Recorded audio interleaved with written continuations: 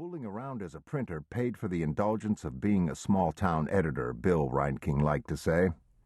Just this moment, Ben spotted him there at the back of the office in the job shop, running the addressograph himself.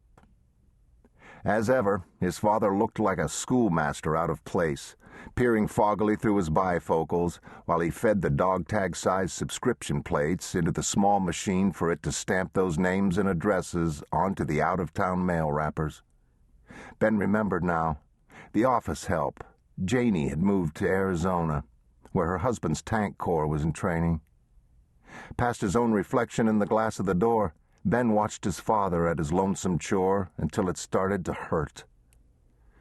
This part doesn't get any easier either, does it? 2 bylines under one roof.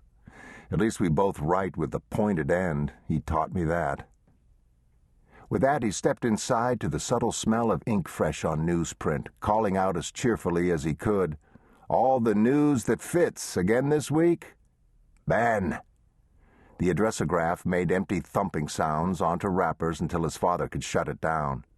"Surprise the living daylights out of a man, why don't you? We weren't expecting you until the weekend."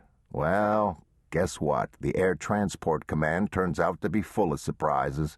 It's only a 48-hour leave, not the 72 I put in for." He tried to cover the next with a shrug. "And there's something I have to do out of town tomorrow. Other than that, I'm the perfect guest." "Better enjoy in a hurry, hadn't I?" his father said in his dry way as they shook hands. His face alight, the older man gazed at the younger as if storing up on him. He was dying to ask what was behind his trip home, Ben could tell, but doing his best to be a father first and a newspaperman second. That was fortunate, because Ben himself didn't have the right words anywhere near ready. In the strange labyrinth of TDYs, temporary duty assignments, that Ben Reinking's war somehow had turned into, this one was the hardest yet to talk about. Bill Reinking could see most of this. Not wanting to prompt, he ventured only, "You've seen a lot of the world lately." "More than enough. England, bombed stiff by the Luftwaffe.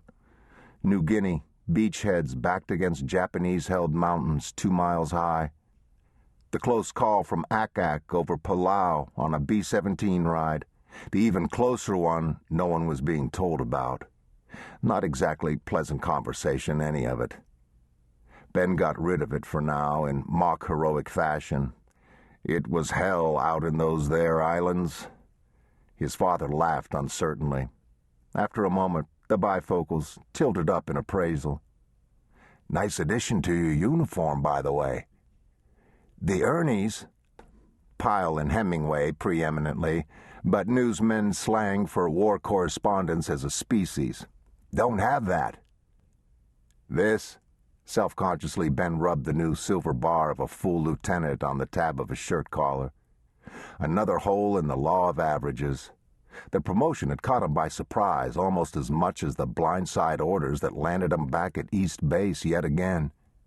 He lacked the time and grade. Base commanders were never glad to see him coming, and for its own murky reasons, the Threshold Press War Project didn't bother with fitness reports.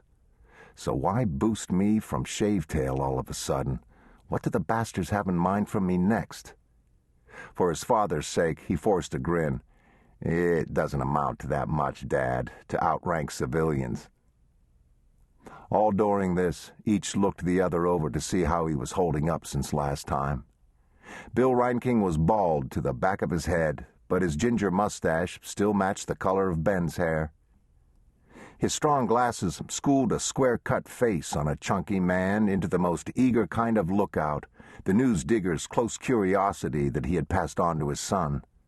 That and the ginger follicles and not much else. Ben had the Hollywood lineaments of his mother's people, the bodily poise, the expressive hands, those and the unbuyable mark of character. A deeply longitudinal face, neighbored with latitudes of experience, a surprising amount for a 23-year-old, evident in the steady sea blue of the gaze. The difference in stature between the two men was long-standing. Tall enough that he just skimmed under the Army Air Corps height limit, Ben had an altitude advantage over